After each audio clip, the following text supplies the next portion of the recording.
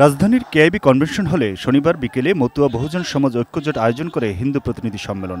রমনা কালী মন্দির ভেঙেছে আওয়ামী লীগ, সারা বাংলাদেশে যতগুলো হিন্দু সম্প্রদায়ের বাড়িঘরে হামলা হয়েছে প্রত্যেকের নেতৃত্ব দিয়েছে আওয়ামী লীগ, কিন্তু দোষ চাপিয়েছে বিএনপির উপরে। আমরা সেই বিষয়গুলো আমরা জানি এবং আমরা চাইব আগামী দিনে তারেক রহমানের নেতৃত্বে সরকার গঠনের পরে এই আওয়ামী লীগের যে কুকীর্তি, সেই কুকীর্তি যারা করেছে সেইগুলোর বিচারের কাঠগড়ায় তাদেরকে দাঁড় করাতে হবে। এই সম্মেলনে হিন্দু সম্প্রদায়ের প্রতিনিধিরা ধানের শীষে নিজেদের সমর্থন দিয়ে কয়েকটি দাবি দেওয়া তুলে ধরেন। আমরা 60%-এর অধিক ভোটার হওয়ার সত্ত্বেও আমাদের সম্প্রদায় থেকে কোনো একজন প্রতিনিধি পার্লামেন্টে যেতে পারেননি। দক্ষিণ অঞ্চলে আমাদের মতুয়া সম্প্রদায়ের বিশেষ সম্প্রদায় হিসাবে খ্যাত সেই আসনগুলো শেখ পরিবারের প্রতিনিধিগণ তাদের আত্মীয় স্বজনগণদের দিয়ে দখল করে রেখেছিল।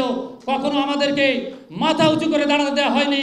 যদি উঁচু করে দাঁড়ানোর চিন্তাও কেউ করেছে, তাকে তাৎক্ষণিকভাবে চরম থেকে চরম ব্যবস্থা নেওয়া হয়েছে।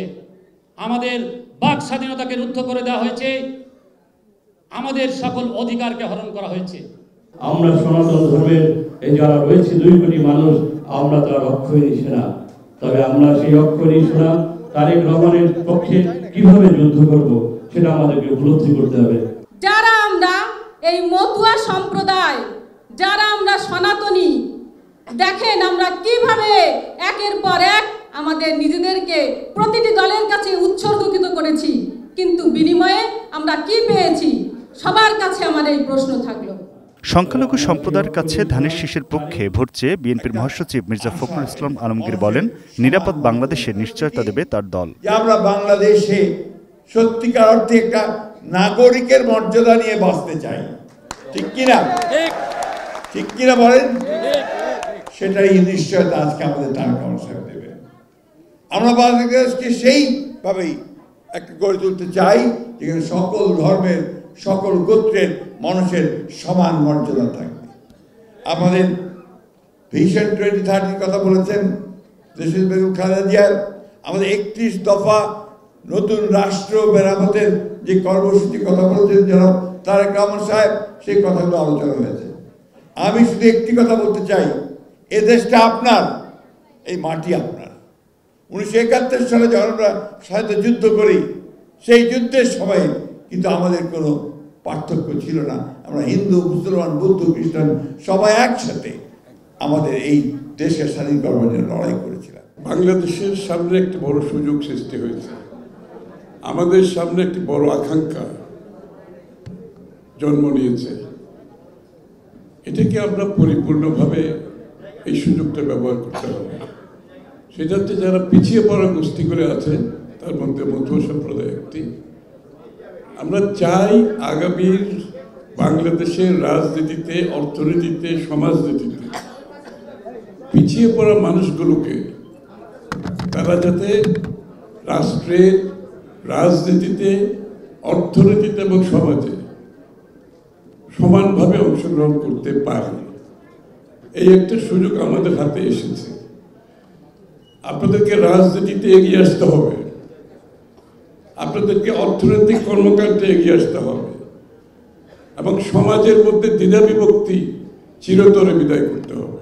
এই মতুয়া সম্প্রদায় যদি বলতে যান, সেখানে বরিশাল থেকে আরম্ভ করে মাদারীপুর, তবে বাংলাদেশ ছাড়েন চিতলমারি, ভগেরহাট, খুলনা পার হয়ে যায়, পশ্চিমবঙ্গের নবদ্বীপ, বনগাঁ থেকে আরম্ভ করে শিয়ালদা পর্যন্ত যতটি রেল স্টেশনের পড়বে তার পাশেই আছে এই সম্প্রদায়ের লোকটা। যে কারণে মোদী কিন্তু এসেছিল এই ঠাকুর বাড়িতে প্রণাম করে পশ্চিমবঙ্গে যারা মতুয়া হিসেবে বসবাস করে তাদেরকে ভোটের জন্য আকৃষ্ট। জনপ্রতিনিধি তো হিন্দু মুসলমান বলে নাই, জনপ্রতিনিধি তো ওই অঞ্চলের সকল জনগণের প্রতিনিধি। আমাদের বিএনপি যদি 50টা বা 30টা আমাদের হিন্দু সম্প্রদায় থেকে মনোনয়ন দিতে পারত, তাহলে মনে হয় আমাদের ভাবতেও চেয়ারম্যান সবচেয়ে খুশি হতে পারত।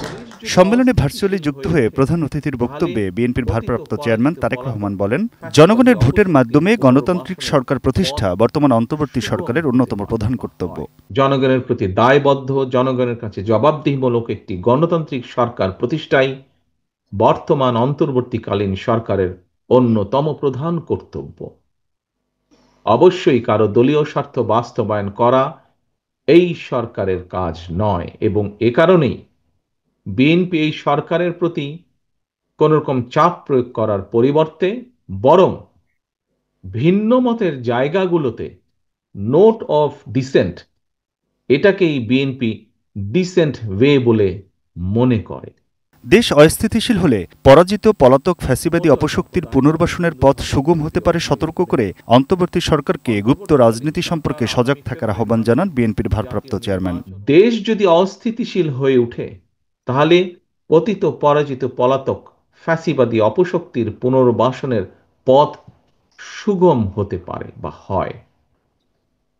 ফ্যাসিবাদ শাসন আমলে ফ্যাসিবাদের রোষানল থেকে বাঁচতে ফ্যাসিবাদ বিরোধীদের কেউ কেউ যে উপায় গুপ্ত কৌশল অবলম্বন করেছিল, পতিত পরাজিত ফ্যাসিবাদী অপশক্তিও বর্তমানে একইভাবে গুপ্ত কৌশল অবলম্বন করে দেশকে গণতন্ত্রের উত্তরণের পথকে বাধাগ্রস্ত করে তুলছে কিনা সে ব্যাপারে সজাগ দৃষ্টি রাখার জন্য আমি অন্তর্বর্তীকালীন সরকার এবং ফ্যাসিবাদ বিরোধী গণতান্ত্রিক শক্তিগুলোর প্রতি বিশেষভাবে আহ্বান জানাতে চাই।